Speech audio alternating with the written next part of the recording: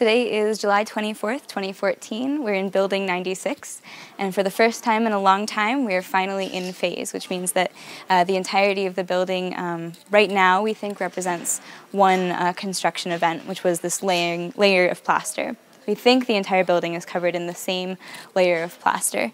In order to get in phase, we had to remove an addition to this platform, 3507, which extended to the south. It came up and around and formed this pretty sharp edge. Now you see it's been pulled back and it slopes much more.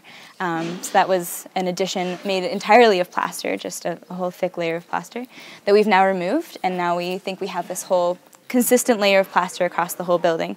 It is hard to be sure because of all the cuts and cracks. It makes each little piece its own separate unit that we kind of have to negotiate as we're digging. But we do think we're pretty consistent across the whole space. This year we also worked on two juvenile burials that were exposed at the end of last season. There was one right here and one right here. That was 7012, and then this one was 7015. And then digging those exposed this cranium and these, there's a tibia and some foot bones over there. Even though they're exposed, they're not stratigraphically free yet. So hopefully when we start working on this layer of plaster, we'll see some cuts and be able to continue working on the burial sequence in 3508.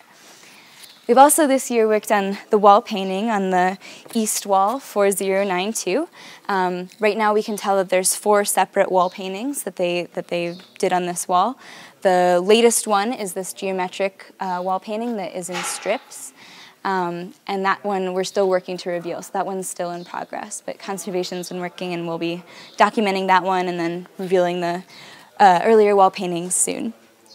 The last thing we've been working on this season is in space 444, which we don't really know the purpose yet. It's been called a storage room, but there's no bins or storage features yet.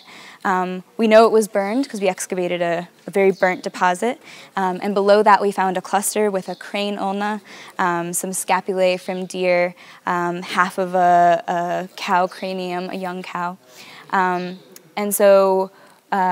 then below that there was a really compact clay fill. So we think that the cluster and then the burning were intentional destruction events, especially since the burnt deposit had a pretty clear point of ignition with a groundstone tool right in the center of it.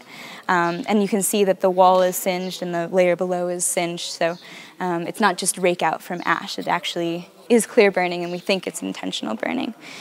Since this space, 444, is separated from 370 by this threshold, it's hard to tell the exact relationship between them.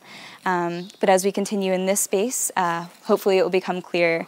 The next step is to reveal this consistent layer of plaster that we've worked so hard to uncover. And then when we do that, hopefully some of these relationships with the burials and in space 444 will become really clear.